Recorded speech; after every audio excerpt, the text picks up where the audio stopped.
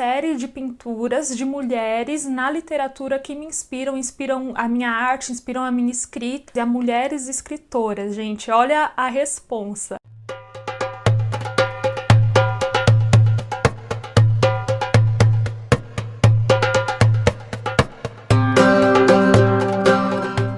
Namastreta, pessoal, tudo bem? Eu fui convidada pelo 29º Tabelionato de Notas de Moema e também pela Gisele Arcanjo a expor uma série chamada Inspiradoras, que eu fiz originalmente para o Senac Tatuapé, e essa exposição agora vai ficar lá no 29º Tabelionato, pelo projeto 29º Cultural ou 29 Cultural. Eu vou explicar um pouco como foi esse processo para mim, né? E como que eu me inspirei nessas mulheres para fazer as pinturas. Bom, eu estava começando a mexer com aquarela, eu estava começando a experimentar a aquarela, ainda não tinha muito domínio, e uma amiga minha, a Jaqueline, que trabalhava no Senac na época, ela gostou das minhas pinturas. O Senac ia ter a semana de literatura, e naquela semana eles iam dar ênfase a mulheres escritoras, gente, olha a responsa. E ela me convidou para expor, para fazer uma série de pinturas de mulheres na literatura que me inspiram a minha arte, inspiram a minha escrita. Agora falando um pouco das escritoras que eu me inspirei. Eu vou começar pela Clarice Lispector. A Clarice Lispector é uma escritora que eu tinha muitas dificuldades. Quando eu era adolescente, eu peguei um livro dela para ler, não entendi nada. Eu peguei aquele livro Uma Aprendizagem ou O Livro dos Prazeres. E aí eu pensei, ai, que mulher chata, não entendi nada do que ela escreveu. Quando eu fiquei mais velha, eu gostava já de escrever, né?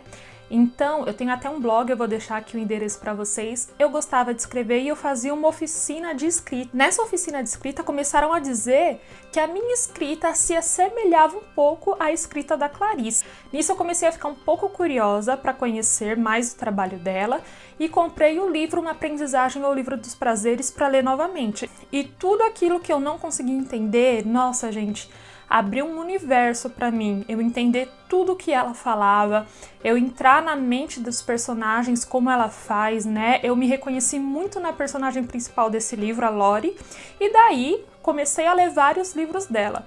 Com o tempo começaram a dizer que eu também lembrava ela fisicamente, uma honra, gente, parecer a Clarice Lispector, ser sósia da Clarice Lispector. Inclusive, meu sobrenome Kipney provavelmente também é da Ucrânia, porque o meu bisavô era ucraniano. E a Clarice Lispector, não sei se vocês sabem, não é brasileira, ela é ucraniana. Cresceu aqui, se naturalizou aqui, mas a origem dela é da Ucrânia. Então, quem sabe a gente não é parente. A segunda escritora que eu considerei colocar pela extrema importância que ela tem, é a Carolina Maria de Jesus. Carolina Maria de Jesus era uma mulher negra, favelada, periférica, mãe solteira, com filhos para criar, e trabalhava como catadora de papelão. Nesses achados, nesses papéis que ela achava enquanto ela pegava papelão, ela pegava os melhores pedaços de papéis para escrever a história dela. Isso numa época que a população tinha uma taxa de alfabetização muito baixa. Então, fez uma diferença muito grande na vida da Carolina Maria ser alfabetizada, ainda mais nas condições, né, condições sociais, econômicas que ela vivia na época. Esse diário deu origem ao livro Quarto de Despejo. A Carolina Maria virou uma escritora de renome, conheceu inclusive a Clarice Lispector, começou a frequentar grandes rodas, né, de literatura, e ainda bem ela é muito reconhecida. Outra escritora que eu quis retratar foi a Lígia Fagundes Telles, que é uma escritora que eu sempre li desde adolescente. Eu acho ela muito parecida com a Clarice Lispector nesse caráter de entrar na mente dos personagens, esmiuçar, principalmente personagens femininas. Ela esmiuça tudo aquilo, aquele labirinto que tem na mente daquela personagem e faz você entrar em um novo universo da cabeça daquela pessoa.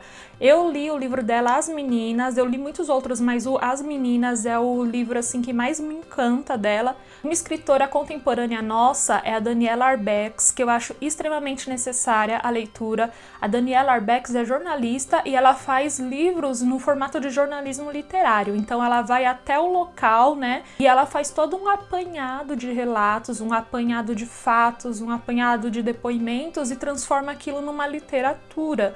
Eu li dela Holocausto Brasileiro e Todo Dia, Mesma Noite. O Holocausto Brasileiro é sobre o manicômio de Barbacena, lá em Minas Gerais. O Todo Dia Mesma Noite é sobre a Boate Kiss. E assim, gente, tem que ter um estômago para ler ela, e eu não digo um estômago por ser ruim, pelo contrário, ela tem uma literatura maravilhosa, só que são depoimentos muito fortes, né? São relatos de vivências muito dolorosas, mas que ela faz com uma sensibilidade tão grande que, assim, sou fã número 1 da Daniela Arbex. Uma poetisa que eu coloquei é a Cecília Meirelles. A Cecília Meirelles eu lia muito na minha adolescência, muito, muito, muito, e eu acho que os poemas dela, a visão de mundo dela, né, estão no meu DNA como artista. Ela tem esse caráter etérico. O meu nome, Anne Etérea, é porque eu acredito que as minhas pinturas têm esse caráter também de quase espiritual, né? De etéreo, de estar aqui e não estar ao mesmo tempo, de estar nesse plano e não estar nesse plano.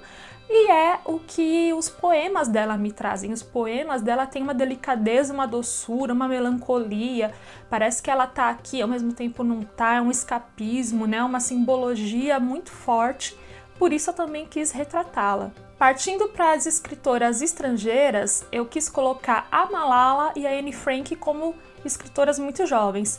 A Malala, eu reconheço ela muito fortemente como uma ativista, ela tá no meu coração, falo sempre dela nas minhas aulas. A Malala, ela é um exemplo, porque ela com 15 anos ela já lutava pelo direito das meninas irem à escola no país dela, ela já lutava contra uma ditadura, ela já lutava pelo direito das mulheres aprenderem, quase pagou com a vida, né, por conta disso, infelizmente, mas graças a todos os deuses, ela está viva, está sendo ativa, continua ativista, se formou agora, e o livro dela, Eu Sou Malala, é um livro de cabeceira realmente, assim, que eu amei ler. A Anne Frank, nós sabemos que infelizmente não teve o mesmo destino da Malala, né? Infelizmente ela veio a falecer, mas os relatos dela, assim como os relatos da Carolina Maria de Jesus, que eram na verdade um diário, nem tinham uma pretensão tão grande de ser um livro, eles são veiculados até hoje. A Anne Frank, ela era judia, para quem não conhece, né?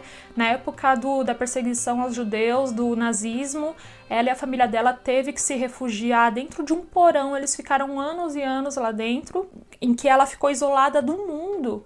Ela escrevia um diário, ela ia falando as impressões dela sobre o que ela estava vivenciando, as impressões dela na descoberta da adolescência, as impressões dela, sobre os outros que viviam naquela casa, e ela era muito otimista, tanto que eu quis retratá-la de uma maneira alegre. O meu amor, assim, latino-americano é a Isabel Allende. A Isabel Allende, ela era sobrinha do Allende, né, que foi morto no golpe militar do Chile. E ela tem um livro dela que eu amo, que é A Casa dos Espíritos, onde ela retrata todo esse cenário do golpe militar no Chile, só que com um realismo fantástico latino-americano, que é uma marca, né, da literatura latino-americana. Quem usa muito é o Gabriel Garcia Marques também. Esse livro, A Casa dos Espíritos, era para ser uma carta pro avô dela, onde ela conta as memórias da família, e ela foi contando tanto, foi colocando o seu próprio estilo também de narrativa, que acabou virando um livro, um grande livro de memórias da família dela. Outro livro dela que eu amo é o Paula. O Paula foi uma autobiografia que ela fez quando ela descobriu que a filha dela, Paula, estava com uma doença. Então ela conta desde o nascimento da filha, ela também vai contando a trajetória dela como escritora, né, como mulher, a leitura muito triste, mas muito gostosa de ler também. E aí eu tenho duas escritoras que mexem muito comigo. Uma é a Sylvia Plath e a outra é a Virginia Woolf. A Sylvia Plath, ela era uma mulher extremamente talentosa, extremamente inteligente, uma poetisa assim fantástica, só que ela era obsessiva, ela era uma mulher assim com grandes questões obsessivas pelo marido dela, ela era extremamente apaixonada, ela era uma mulher com muitas ideações suicidas, tanto que o livro dela que eu recomendo para vocês é A Redoma de Vidro, que é o livro onde ela conta de uma maneira mais romanceada como foi a estadia dela numa clínica psiquiátrica depois de tentar suicídio. Infelizmente, ela consegue cometer suicídio depois, né, desse livro. Ela falece aos 30 anos, mas ela deixa... Nossa, eu tenho os diários dela, eu tenho o livro A Redoma de Vidro, eu tenho os poemas dela. É uma escritora que mexe bastante, né, com as minhas próprias questões, assim como a Virginia Woolf. A Virginia Woolf, novamente, uma mulher esclarecida, uma mulher à frente de seu tempo, uma mulher feminista, né?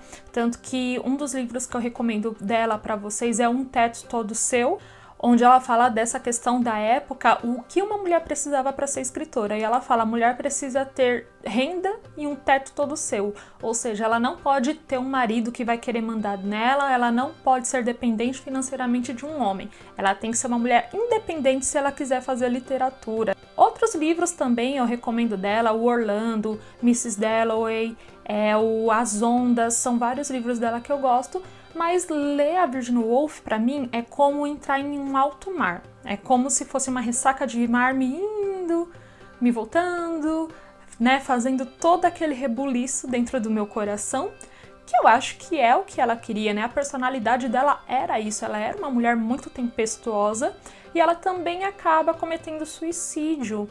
Mas assim, gente, eu acho que independente das escolhas dessas mulheres, tanto da Virginia Woolf quanto da Sylvia Plath, o legado delas é muito importante, é por isso que eu coloco elas aqui. Muitas outras escritoras eu também poderia ter pintado.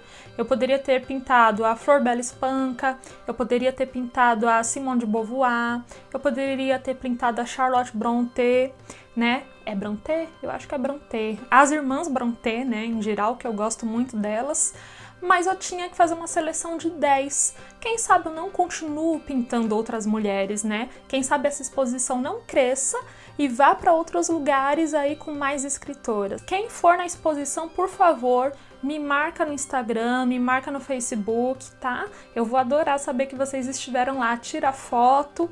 Vai ser um grande prazer saber que vocês estiveram lá vendo um pouquinho da minha arte, que é um pouquinho de mim, tá bom? Namastreta, gente, até mais!